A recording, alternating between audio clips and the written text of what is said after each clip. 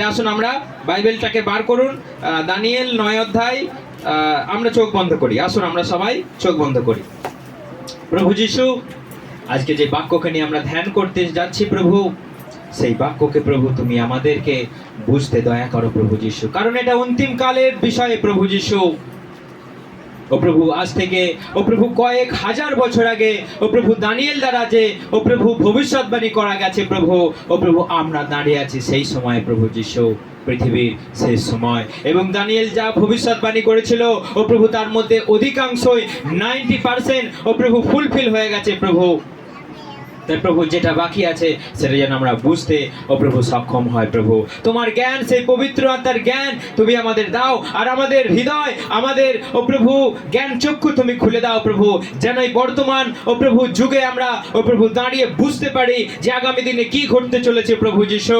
আর যেন আমরা ও প্রভু কেউ যেন আমাদের ঠকাতে না পারে, কেউ যেন আমাদের ভুলাতে না পারে, আর আমরা যেন তোমার এই বাক্যের বাইরে আমরা যেন না যাই প্রভু। তুমি এই বাক্যকে আমাদের বুঝতে, হৃদয়ঙ্গম করতে, হৃদয়ে সঞ্চয় করতে, ধরে রাখতে তুমি আশীর্বাদ করো প্রভু যিশু, যেন সত্য পথে চলতে পারি, ধার্মিকতার পথে চলতে পারি। দয়া করুণা অনুগ্রহ দাও, এই প্রার্থনা প্রভু যিশু খ্রিস্ট আমি তোমার নামে চাই। Amen, amen, amen. 25 থেকে কেউ একজনের জোরে জোরে পড়ুন। দানিয়েল 9 অধ্যায় 25 থেকে।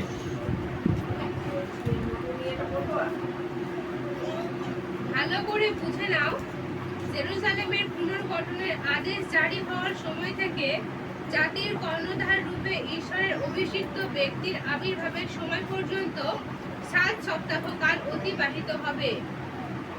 পথঘাট নগর রক্ষার জন্য পরীক্ষার সময়ে জেরুজালেম আবার গড়ে উঠতে সময় লাগবে 62 সপ্তাহ। সময়টি কিন্তু হবে সংকটময়।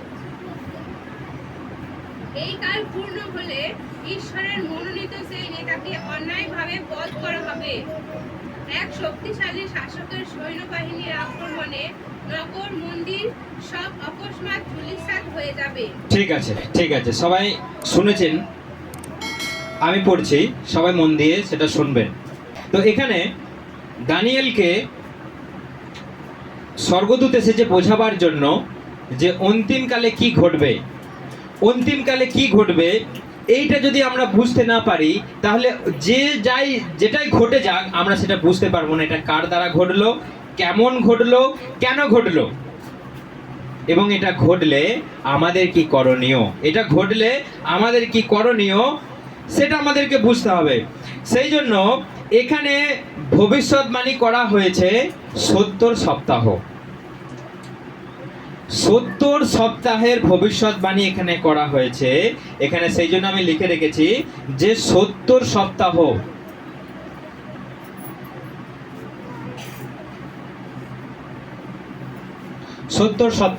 ঠিক আছে। তো এখানে 70 সপ্তাহ দেখতে গেলে আমাদেরকে বুঝতে হবে যে এক সপ্তাহ মানে, এক সেকেন্ড লাইট অফ করতে চকচক করছে। এক সপ্তাহ সমান 7 বছর। ঠিক আছে। 70 সপ্তাহের ভবিষ্যৎবাণী, সবাই মন দিয়ে শুনবেন। যদি এইটা না বুঝতে পারেন তাহলে কিন্তু অনেক কিছু থেকে আমরা বঞ্চিত হব, আমরা ভুল করব। ফোনেতে যারা আছেন মন দিয়ে শুনবেন। 70 সপ্তাহের ভবিষ্যৎবাণী এখানে করা আছে। তো তার মধ্যে বুঝিয়ে রাখি যে এক সপ্তাহ সমান 7 বছর। আমাদের যেমন 7 দিনে এক সপ্তাহ হয়, কিন্তু সেখানকার হিসাবে, ইসরায়েলের হিসাবে 7 বছরে এক সপ্তাহ। ঠিক আছে। এরপর এখানে লেখা রয়েছে জেরুজালেমকে পুনঃস্থাপন ও নির্মাণ করবার আজ্ঞা বের হওয়া পর্যন্ত, অভিষিক্ত ব্যক্তি নায়ক পর্যন্ত 7 সপ্তাহর 62 সপ্তাহ হবে। চলতি ভাষায় পড়ো ওই জায়গাটায়, শুধু 25 এটা চলতি ভাষায় পড়ো। দানিয়েল এই বিষয়গুলি বুঝে নাও, জেনে নাও। জেরুজালেমে পুনর্নির্মাণ করার আগের জন্য এই বার্তা আসবে। বার্তাটি আসার 7 সপ্তাহ পরে একজন নেতা নির্বাচন করা হবে। তারপর জেরুজালেমে পুনর্নির্মিত হবে। জেরুজালেমে আবার একটি উন্মুক্ত উপযুক্ত বর্গক্ষেত্র থাকবে হুম, এবং শহরের সুরক্ষা ঠিক আছে ঠিক আছে। এই বোর্ডের দিকে আমার দিকে সবাই তাকান, বোর্ডের দিকে সবাই মন দিয়ে ধ্যান দিয়ে তাকাবেন, তুমি বেরিয়ে যাচ্ছ। আর কি চলে আসছে। বোর্ডের দিকে তাকাবেন সবাই।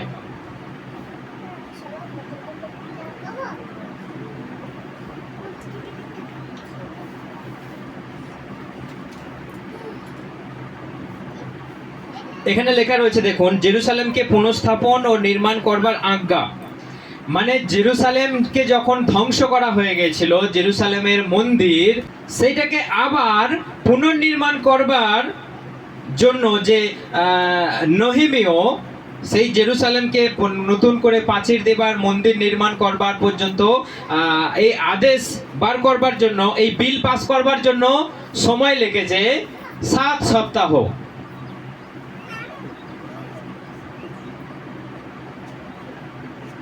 সাত সপ্তাহ অর্থাৎ 7 7 49 বছর। ঠিক আছে, তো আজ্ঞা বের হয়েছে, 49 বছর লেগেছে। আর সেটাকে তৈরি করতে এইখানে ধরুন আদেশ বেরিয়েছে, আর তৈরি সময় লেগেছে 62 সপ্তাহ। 62 সপ্তাহ, 62 ইন্টু 7 কত হয়? সবাই জানে বাবা এখানে।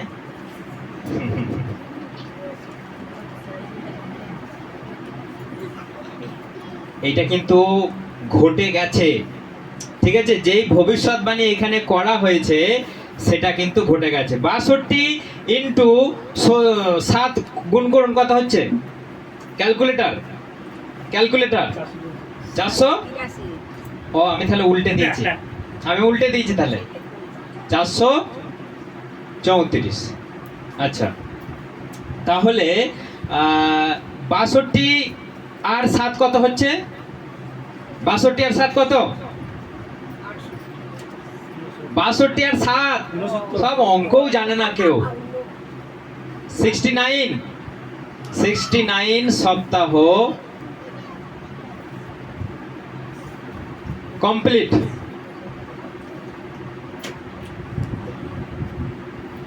দেখুন এইটা হচ্ছে গুরুত্বপূর্ণ। কত সপ্তাহের ভবিষ্যৎবাণী?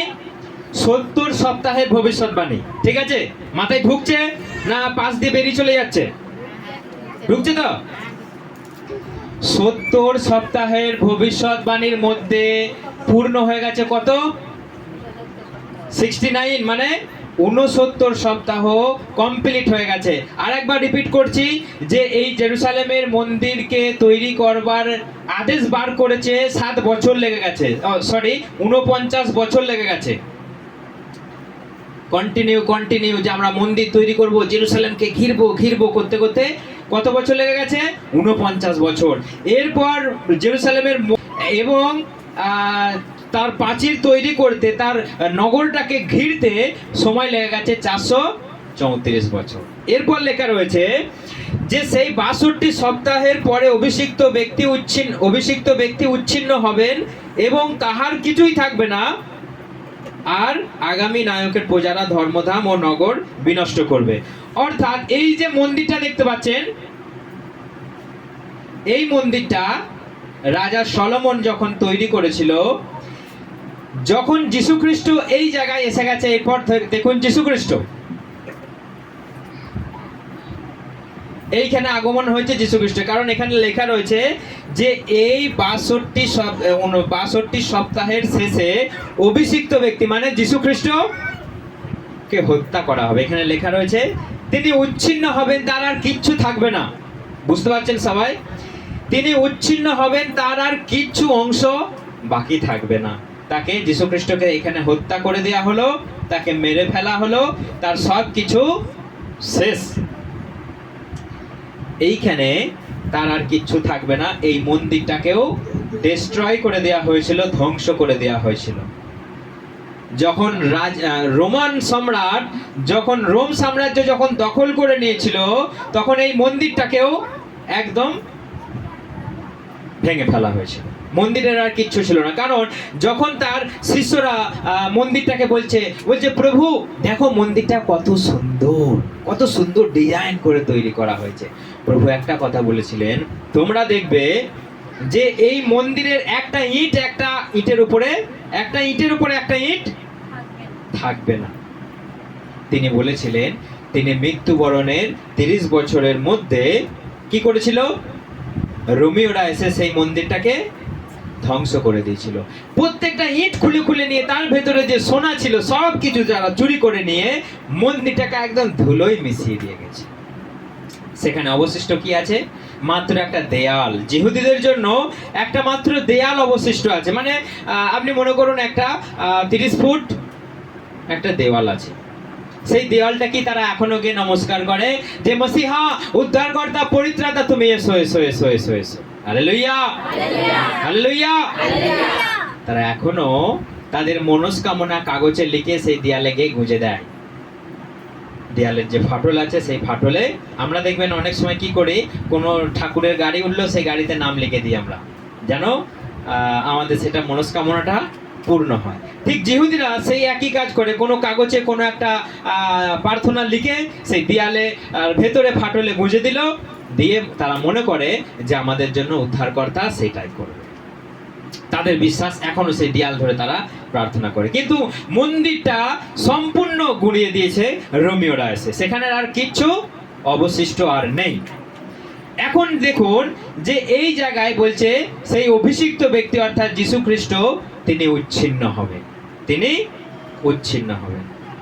তাহলে 62 আর 7 69 সপ্তাহ কমপ্লিট।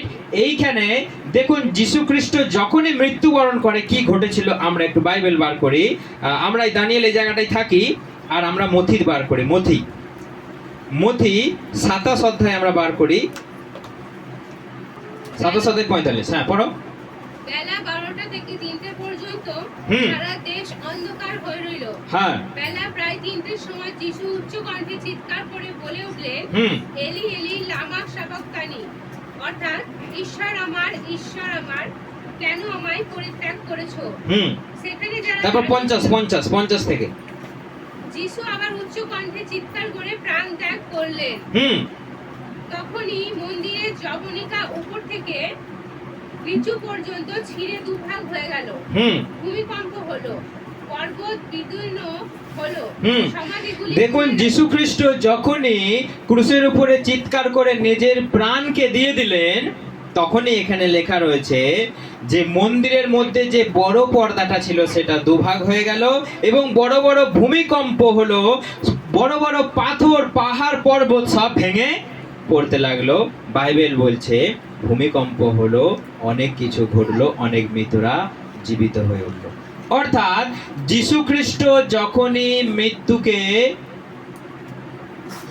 বরণ করে নিলেন, এই বাকি 1 সপ্তাহ যেটা বাকি ছিল সেটা শুরু হওয়ার কথা ছিল। মানে 70 সপ্তাহ এখনো কিন্তু কমপ্লিট হয়নি। 69 সপ্তাহ হয়েছে। এই 1 সপ্তাহ যীশু খ্রিস্ট যেই মৃত্যুকে বরণ করে নিলেন, যখনই তিনি ক্রুশের উপরে মারা গেলেন তখন এই 1 সপ্তাহ চালু হওয়ার কথা ছিল। কিন্তু প্রভু যীশু খ্রিস্ট সেই 1 সপ্তাহটাকে তিনি বন্ধ করে দিলেন। তিনি 1 সপ্তাহটাকে চালু না করে তিনি এখানে স্টপ করে দিলেন। 1 সপ্তাহটা এখনো তিনি চালু করেননি। সেই ঘড়ির কাঁটাকে সেই জায়গায় থামিয়ে রেখেছেন যেন 1 সপ্তাহ এখন চলবে না। আজ থেকে 2024 বছর 6 মাস 9 দিন পেরিয়ে গেল, এখনো সেটা কিন্তু চালু হয়নি। এখনো তিনি আমাদের জন্য রেখে দিয়েছেন। এই যুগটাকে বলা হয় করুণার যুগ, করুণা যুগ। সেই জন্য মানুষ আজকে কি করছে জানেন? আজকে বিজয় মিছিল করছে, নিজের দম্ভ নিজের অহংকার আজকে দেখাচ্ছে। সেই জন্য আজকে স্ত্রী স্বামীকে বাইরে বার করে দিচ্ছে যিশুর নাম নিচ্ছে বলে। কিসের জন্য? না, শুধুমাত্র যীশু খ্রিস্ট আমাদের করুণার ঈশ্বর, করুণা করেছে বলে। সেই জন্য আজকে আপনি যিশুকে ছাড়া আপনি জীবনযাপন করছেন, আপনি আনন্দ করছেন, হই হুল্লোড় করছেন। এইটুকুনি আপনি আপনার মাকে নিয়ে আসছেন, বাবাকে নিয়ে আসছেন, আর আকাশ চুম্বী আপনি মাইক সেট নিয়ে আসছেন। কিসের জন্য জানেন?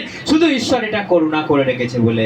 কারণ যেদিন যীশু খ্রিস্ট মৃত্যুবরণ করলেন সেই দিনই তিনি এই গোটা পৃথিবীটাকে তিনি ধ্বংস করে দেবার পরিকল্পনা তার ছিল। সেই দিনই সব লন্ডভন্ড হয়ে যাওয়ার কথা ছিল, কিন্তু তার মহানুভবতা, তার করুণা, তার দয়ায় আজও আমরা বেঁচে আছি। হালেলুয়া! আজও আমরা একদিকে যিশুকে ডাকছি, একদিকে ফুল তুলতে যাচ্ছি। আজও আমরা সেটা করতে পারছি,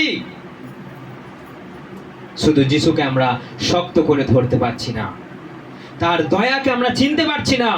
তিনি আপনার জন্য, আমার জন্য এখানে 62 সপ্তাহের শেষে তিনি মৃত্যুকে বরণ করে নিলেন। তিনি অভিষিক্ত ব্যক্তি, তিনি ঈশ্বর প্রেরিত, তিনি আপনার সাজা, আপনার পাপ নিজের কাঁধের উপরে তুলে নিলেন, দিয়ে মৃত্যুবরণ করলেন। সেই জন্য এটাকে বলা হয় করুণার যুগ। আপনাকে শুধু করুণা করুণা করে ছেড়ে রেখে দিয়েছে, কিন্তু আপনি করুণার ছায়ার তলে আপনি আসতে চান না।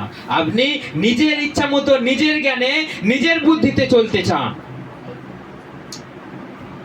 সেই জন্য এখনো সুযোগ আছে। বাইবেল বলছে যতক্ষণ তোমার জ্ঞান আছে, বুদ্ধি আছে, যতক্ষণ তুমি মুখে কথা বলতে পারো, চোখে দেখতে পারো, তোমরা মন পরিবর্তন করো।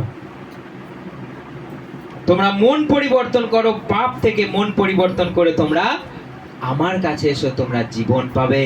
তোমরা জীবন পাবে একমাত্র যীশু খ্রিস্টই বলেছে, আমি তোমাকে ভালোবাসি, আমি তোমাকে জীবন দেব, আমি তোমাকে আবার জীবিত করে তুলবো। দেখুন এইখানে যখনই তিনি মারা গেলেন, বাইবেল বলছে যে অনেক মৃতরা যারা কবরে ছিল, সেই কবর থেকে জীবিত হয়ে শোটান প্রভু যীশু খ্রিস্টের সঙ্গে চলে গেল। হালেলুয়া! কত মৃত জীবিত হয়ে উঠল। এখনো বাকি আছে 1 সপ্তাহ। এখনো বাকি আছে 1 সপ্তাহ, মানে কত বছর? 7 বছর। 1 সপ্তাহ মানে 7 বছর। এই 7 বছরটা চালু হওয়ার পূর্বে কি কি ঘটবে সেইটা এখন আমরা সবাই দেখব। দেখুন এই 7 বছরটা আমি একটু মুছে দিই। তাহলে 69 সপ্তাহ কমপ্লিট হয়ে গেছে, এখন বাকি আছে শুধু 1 সপ্তাহ, অর্থাৎ 7 বছর। এই 7 বছরে যখনই যীশু খ্রিস্ট আসবেন নিজের মহিমায়, এই 7 বছরের মধ্যে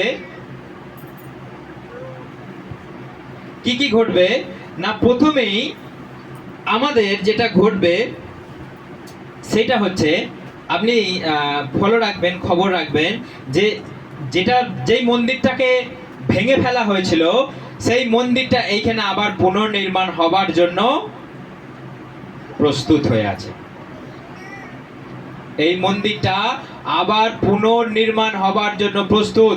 এই মন্দিরটা তৈরি হবার জন্য যা যা মেটেরিয়ালস দরকার সব রেডি আছে। যেই যাজক সেই মন্দিরে গিয়ে আরাধনা করবে, বলিদান করবে, সে রেডি আছে। সেই যন্ত্রপাতি সব রেডি আছে, মানে প্রভুকে আরাধনা করবার যা সাজ সরঞ্জাম সেগুলো রেডি আছে। এই মন্দির উদ্বোধনের পূর্বে, মন্দির ভিত স্থাপনের পূর্বে একটা গরুকে, লাল গরুকে বলি দেওয়া হবে। সেটা নিখুঁত শাস্ত্র অনুযায়ী তাকে বলি করে, তাকে পুড়িয়ে তারা মেখে পবিত্র হবে। সেই গরুটা পর্যন্ত রেডি আছে, সেই গরুটা পর্যন্ত রেডি আছে।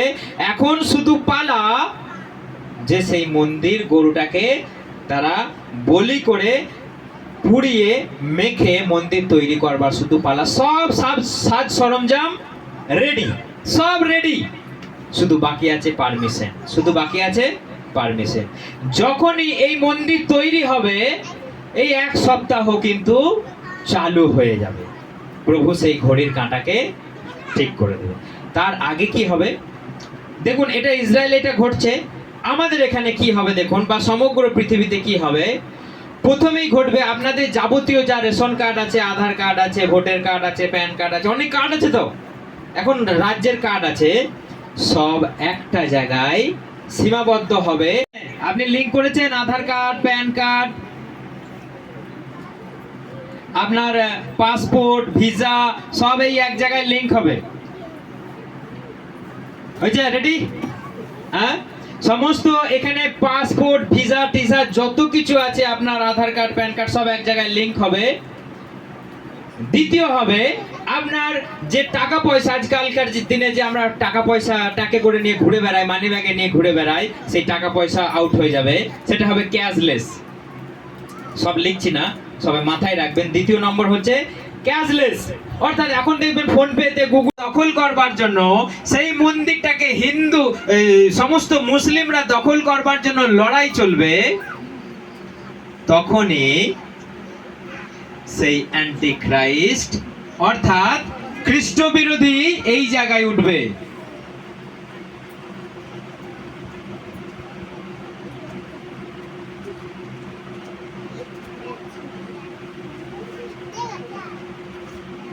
কি কি ঘটতে যাবে দেখুন। যখনই এই খ্রিস্ট বিরোধী অর্থাৎ অ্যান্টিক্রাইস্ট এই জগতে আসবে, টাকা পয়সা ক্যাশলেস হয়ে যাবে, সমস্ত জিনিস এক জায়গায় হবে, আপনার যত ধন সম্পত্তি আছে, জমি জায়গা আছে, সব এক জায়গায় লিংক হবে, সব এক জায়গায় লিংক হবে। অর্থাৎ একটা জায়গায় সব কিছু লিংক হবে। কি হচ্ছে রে ভাই? হ্যালো, দেয়া হবে। অর্থাৎ আপনার কাছে টাকা থাকছে না, আপনার কাছে আর কোনো কার্ড থাকছে না, তাহলে আপনি কি নিয়ে বাইরে বেরোবেন না? একটা চিপ, এখানে এই চিপটার সাইজ হবে ঠিক এইরকম, দেখতে পাচ্ছেন সবাই?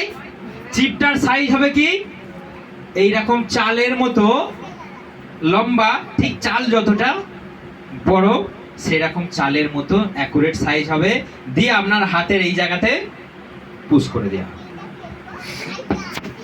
এই জায়গাতে আপনার দেখবেন সব সময় একটা নরম জায়গা, এইখানে ঢুকতে পারবে, সেই চালের মতো ইনজেকশন দিয়ে সেখানে ঢুকিয়ে দেওয়া হবে, হয় কপালে আর তা না হলে এই জায়গায়। তাহলে যখন এইটা আপনি নিয়ে ঘুরবেন, আপনার টাকা পয়সা সেখানে আছে। আপনি কোথাও দেখবেন, আপনি যদি বড় বড় শপিং মলে যদি আপনি কিছু কিনতে যান, দেখবেন একটা লেজার লাইটে আপনাকে সেখানে মারবে, আপনার ডিটেলস সেখানে উঠে যাবে, আপনার টাকা এই জায়গা থেকে মাইনাস করে নেওয়া হবে।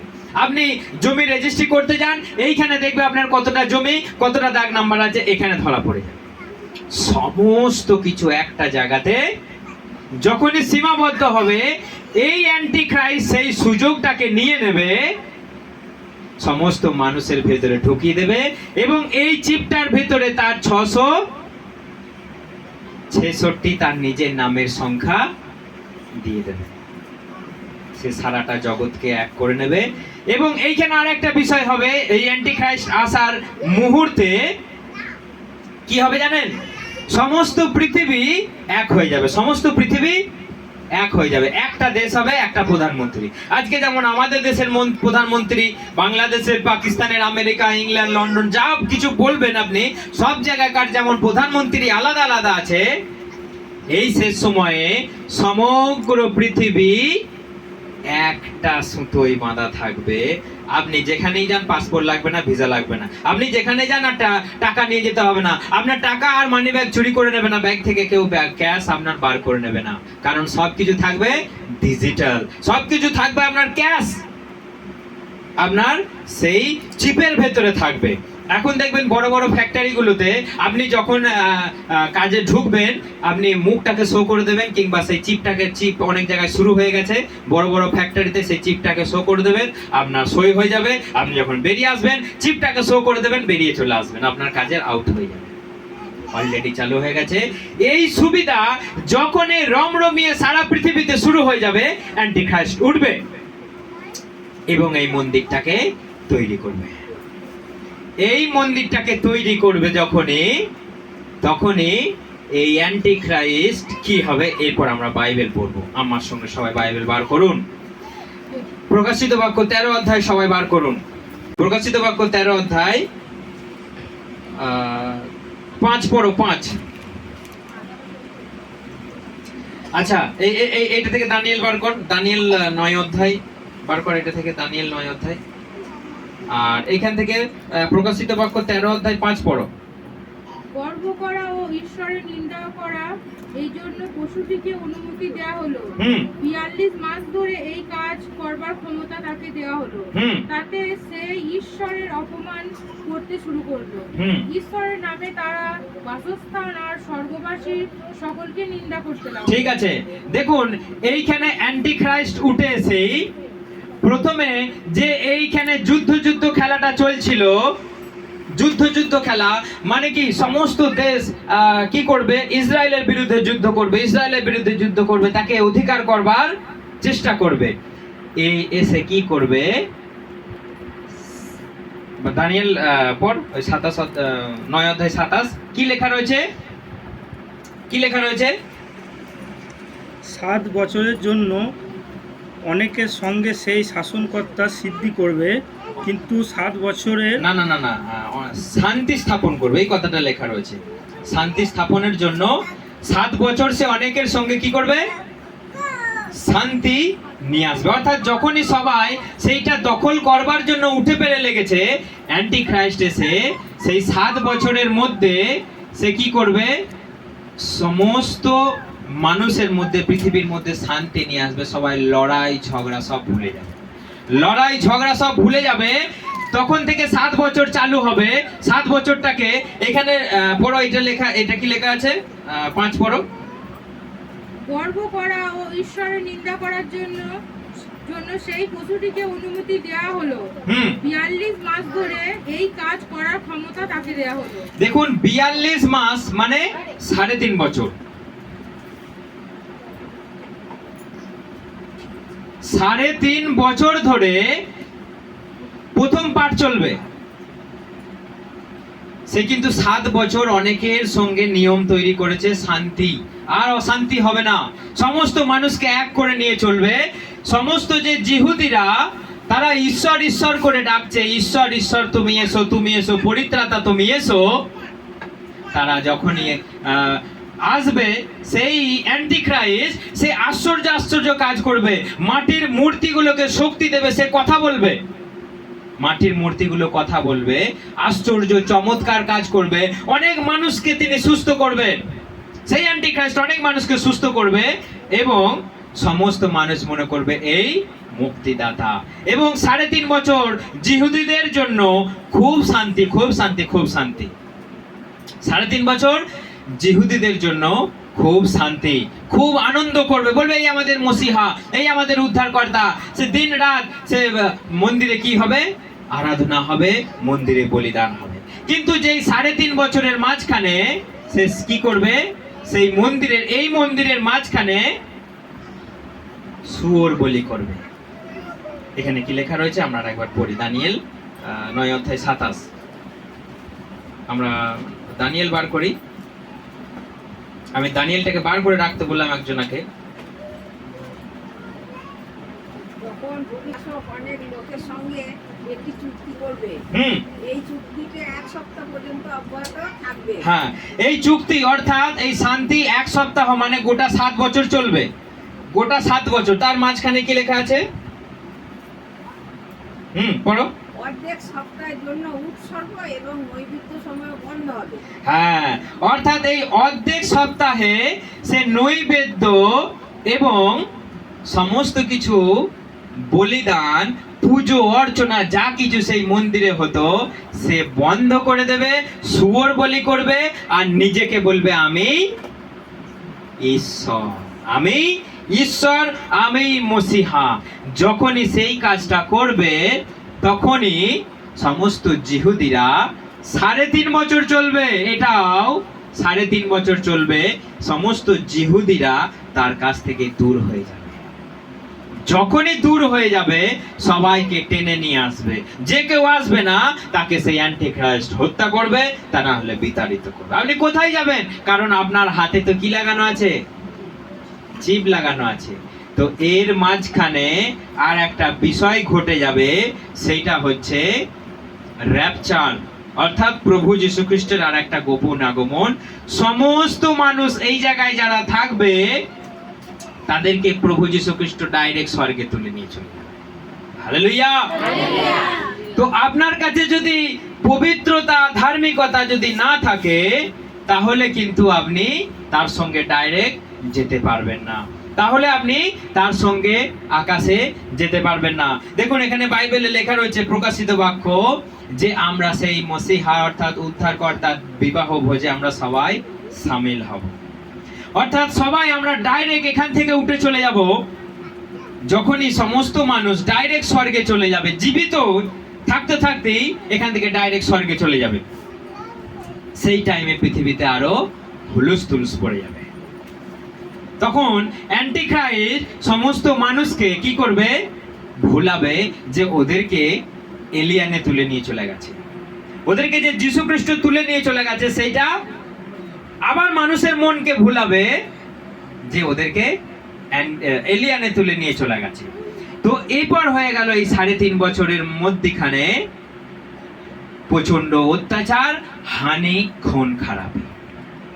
এইটা যখনই ঘটবে, এই ঘটার সময়ে সবাই বলবে মসিহা তুমি পরিত্রাতা, তুমি এসো, তুমি এসো, তুমি এসো। যখন প্রার্থনা করবে এরপর সেই প্রভু যীশু খ্রিস্ট এই জায়গাতে উপস্থিত হবে। যখনই 3.5 বছর শেষ, প্রভু যীশু খ্রিস্ট প্রকাশ্যে আগমন করবে সবাইকার সঙ্গে। হালেলুয়া! আপনি বেঁচে থাকুন আর না থাকুন, সেই যারা এইখান থেকে উঠে চলে গিয়েছিল, ভালো করে বুঝবেন, যারা এই জায়গা থেকে উঠে চলে গিয়েছিল সবাই আবার কামিং ব্যাক করবে প্রভু যীশু খ্রিস্টের সঙ্গে এই পৃথিবীতে। এখানে আসবে, এইখানের যে অ্যান্টিখ্রাইস্ট শয়তান তাকে ধরে এইখানে বেঁধে রাখবে 1000 বছরের জন্য। 1000 বছরের জন্য এইখানে তাকে বেঁধে রাখবে। এইখানে প্রভু যীশু খ্রিস্ট পৃথিবীতে স্বয়ং বিরাজ করবে। আমরা যারা চলে যাব গোপন আগমনে, বা যারা এখন মরছে, তারা যারা চলে যাচ্ছে, তারা সবাই প্রভুর সঙ্গে এই জায়গায় ফিরে আসবে পৃথিবীর শেষ সময়। আপনি তার সঙ্গে ফিরে আসতে চান? পৃথিবীতে আবার আমাদের উপরে আর কোনো বিচার, আমাদের উপরে কোনো মৃত্যুদণ্ড আর থাকবে না। প্রভু যীশু খ্রিস্ট এখানে 1000 বছর রাজত্ব করবে। এই জায়গায় 1000 বছর, 1000 বছর রাজত্ব করবে। এইখানে তখন শয়তানকে চেনে দিয়ে বেঁধে রাখবে। আর যারা এখন ওই বলছে না, আহা প্রভু কি প্রভু কি প্রভু, হ্যাঁ নেল পালিশটা পড়তে হবে তোমাকে, আর কি জানো, হ্যাঁ অমুক জায়গায় সাবানের দোকান আছে, ফেয়ার লাভলি সাবান মাখবে, তাদেরকে এইখানে বলছে ডাইরেক্ট এইখানে নরকে ফেলবে, ডাইরেক্ট। এইখানে হচ্ছে নরক। আর শয়তানকে, যে ড্রাগন, যে অ্যান্টিখ্রাইস্ট, তাকে এইখানে বেঁধে রাখবে 1000 বছরের জন্য চেন দিয়ে। আর যারা এই মানুষকে ভুলাচ্ছে, ভুলভাল কথা বলছে, ভবিষ্যৎবাণী বলছে, হ্যাঁ তোমার অনেক টাকা, হ্যাঁ আমি দেখতে পাচ্ছি তোমার ব্যাংক অনেক টাকা, তুমি যদি প্রভুকে না দিয়েছো তোমার টাকা দেখবে গায়েব হয়ে গেছে। মানুষকে যারা ভুলভাল কথা বলবে, মানুষকে যারা বলবে হ্যাঁ আমার চুল কাটতে হবে, না কি জানো, কি চুল কাটবো না প্রভু আমাদের চুল কাটতে আছে, হ্যাঁ চুলটা কেন কাটবি না, ডগটা একটু ছেটে দিবি, এই ধরনের যারা ভবিষ্যৎবাণী বলছে তাদেরকে এইখানে টান মেরে ফেলবে। আমার কথা নয়, সব বাইবেলের উক্তি করা রেফারেন্স দেয়া রয়েছে। সবাই অনেক ভার্স দিতে গেলে টাইম লেগে যাবে, পড়তে অনেক সময় লেগে যাবে। সেই জন্য শুধু জেনে রাখুন যে যারা ফলস প্রফেট, যারা ভুলভাল কথা বলছে, যারা দ্বিতীয়বার করে বাপ্তিস্ম নিচ্ছে চুপি চুপি, তাদের সবাইকে এখানে বেঁধে রাখ, একদম ডাইরেক্ট লেখা আছে জীবিতই তাদেরকে নরকে ফেলা হবে, জীবন্তই।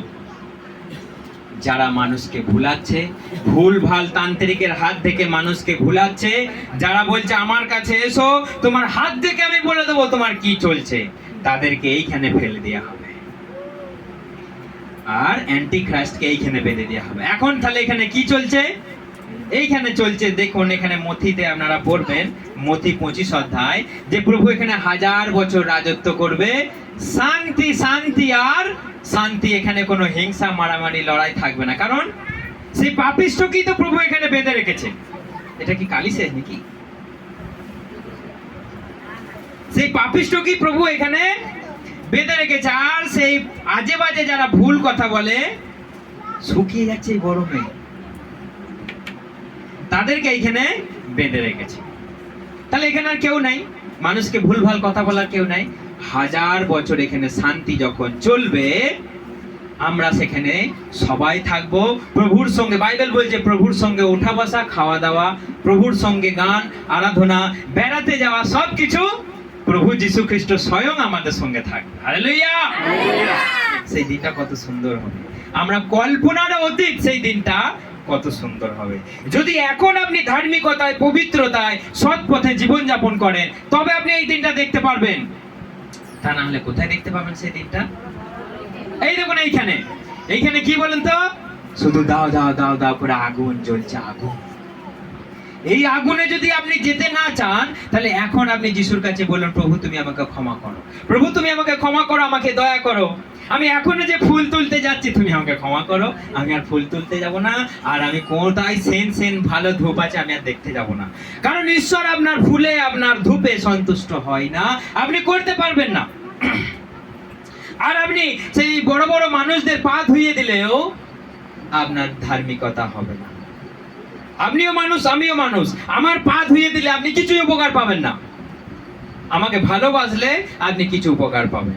আমার কাছে আপনি এলে যদি বললে আমার জন্য একটু প্রার্থনা করো, আপনি উপকার পাবেন। যদি আমার পা ধুয়ে দেন, কোনো উপকার পাবেন না। পৃথিবীতে যদি এখনো পর্যন্ত কেউ পা ধুয়ে যায় কোনো বড় বড় ধার্মিক মানুষের, তারা ভুল করছে। কেউ বাড়িতে এলো, পায়ে জল ঢেলে দিল, পায়ে জল না ঢেলে আপনি বলুন আপনি একটু পায়ে জলটা ঢেলে নিন, দিয়ে আসুন, ঠান্ডা জল খান, আপনি আশীর্বাদ পাবেন। আপনি যদি গলায় কাপড় দিয়ে বাবা পা ধুইয়ে দিয়েছেন, এতে কোনো লাভ নেই, এতে কোনো লাভ নেই। আপনি বরং একটা কাজ করবেন, যে তুমি এই জলটা খাও, আমার বাড়িতে এসে একটু খাও, একটু সেবা করো, বসে শান্ত শিষ্ট হয়ে তুমি থাকো, দিয়ে তুমি চলে যাও, আমার জন্য তুমি মঙ্গল। আবার অনেক মানুষকে ওরকম চুংচাং কথা বলে ভুলাবে, আবার ঈশ্বরের বিরুদ্ধে লড়াই লাগাবে। তো যখনই লড়াই লাগাবে, প্রভু যীশু খ্রিস্ট তখন ডাইরেক্ট সেই শয়তানকে এবার এখানে ফেলবে, ডাইরেক্ট এখানে। এটা হচ্ছে মেন নরক, এটা হচ্ছে মেন নরক, গেহেনা, এটাকে বলা হয় গেহেনা। এই জায়গাতে ডাইরেক্ট সবাইকে ফেলে দেওয়া হবে, সমস্ত পাপীকে এই জায়গায় ফেলে দেওয়া হবে, শয়তানকে সদ্য এই জায়গায় ফেলে দেওয়া হবে। এরপর কেসটা হচ্ছে, তিনি বাইবেলে বলছে প্রকাশিত বাক্য 22 অধ্যায় কি লেখা রয়েছে, নতুন আকাশ নতুন পৃথিবী, 21 অধ্যায় আমরা 3 পড়ি। প্রকাশিত বাক্য 21 অধ্যায় 3 থেকে আমরা পড়ি। সবাই ফোনেতে শুনতে পাচ্ছেন?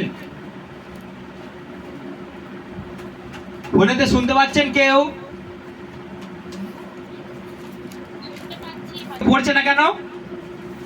3 থেকে। পরে আমি সিংহাসন থেকে এক উদাত্ত বর শুনতে পেলাম, যা ঘোষণা করছে, এখন মানুষের মাঝে ঈশ্বর আসবেন। আবাস দিলেন তিনি, ঈশ্বরের মানে মানুষের সঙ্গে ঈশ্বরের আবাস মানে বসবাস। তারপর তিনি তাদের সঙ্গে বাস করবেন ও তারা তাদের প্রজা হবে। ঈশ্বর নিজে তার সঙ্গে থাকবেন ও ঈশ্বর তাদের ঈশ্বর হবে। তিনি তাদের চোখের সব জল মুছিয়ে দেবেন, মৃত্যু, শোক, কান্না, জ্বালা, যন্ত্রণা আর থাকবে না, কারণ পুরনো বিষয়গুলি বিলুপ্ত হবে। ঠিক আছে, তো এখানে আমরা দেখলাম যে পুরনো বিষয়গুলো সেই শয়তানের আপদ চুকে গেল।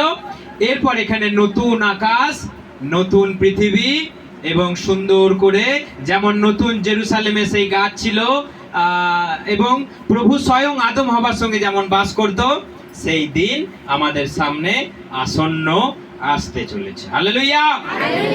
সেখানে আর কোনো পাপের লেশ মাত্র থাকবে না, অন্ধকারও থাকবে না, সেখানে সূর্যের কোনো প্রয়োজন হবে না, সেখানে সূর্যের কোনো প্রয়োজন হবে না। এখানে ঈশ্বর স্বয়ংই লাইট থাকবে, কারণ বাইবেল বলছে তিনি নিজে জ্যোতি, নিজে আলোময়। সেই জন্য আমাদের এই নতুন আকাশ নতুন পৃথিবী যখন তৈরি হবে, ঈশ্বর নিজেই আমাদের জ্যোতি দেবে, আমাদের তখন আর সূর্যের আলোর প্রয়োজন হবে না। এই এত গরমে আমাদের চামড়া আর কালো হয়ে যাবে না। হালেলুয়া! তিনি স্বয়ং আমাদের আলো থাকবেন, জ্যোতি থাকবে। সবাই বুঝতে পেরেছেন? বুঝতে পেরেছেন? একজন একজন করে বোর্ডে আসুন, দিয়ে আমি কি বললাম বোঝান। তো সেই জন্য আমাদেরকে বুঝতে হবে যে প্রভুর আগমন সব থেকে গুরুত্বপূর্ণ হচ্ছে তিনি আসবেন আর আমাদেরকে তুলে নিয়ে চলে যাবেন। আমরা আবার রিটার্ন করব, যেটা এটা এখানে দেখিয়েছিলাম, আমরা আবার রিটার্ন করব প্রভুর সঙ্গে। সেটা সব থেকে ইন্টারেস্টিং বিষয়, খুব ইন্টারেস্টিং। আমরা প্রভুর সঙ্গে আসবো সব মহিমায়। যেমন আজকে নেতারা সামনে দিয়ে যাচ্ছে, সেই গাড়ির হুডে চেপে আছে আর সমস্ত চুনোপুটিগুলো এখানে চেঁচাচ্ছে, সেই রকম আমরা জয়ধ্বনি করতে করতে আসব। প্রভু আসবে আমাদের সামনে, আমরা তার পিছনে জয়ধ্বনি করতে করতে আসব।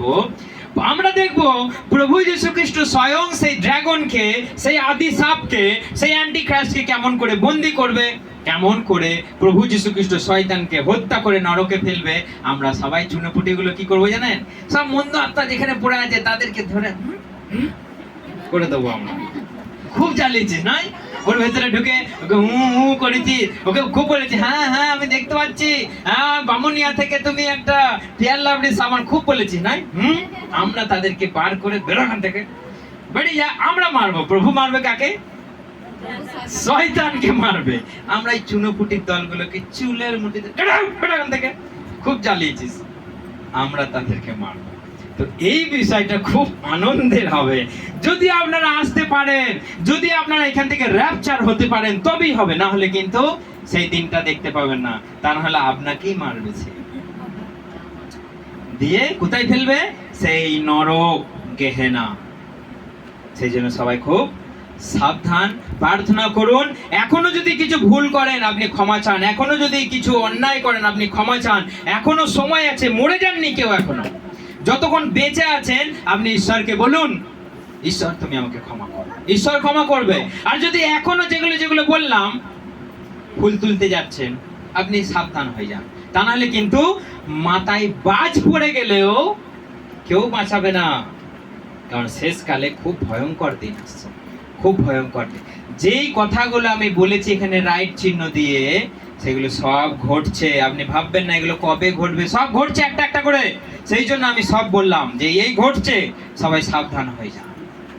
ঈশ্বরকে ডাকুন, সেই নিরাকার ঈশ্বর যিনি আপনার ভেতরে বাস করছে। আপনি তাকে চেনেন না, সে আপনার ভেতরে আছে, আপনি তাকে চেনেন না। তাকে চিনতে শিখুন, যে সেই যিশু যে আপনার জন্য প্রাণ দিল, সেই যিশু যে আপনার জন্য মৃত্যুবরণ করলো, সেই যিশু আপনার জন্য যে আসতে চলেছে, সেই যিশু আপনাকে যে উদ্ধার করতে চলেছে, সেই যিশু, তার কাছে ডাকুন, সেই মুক্তি দিতে পারবে।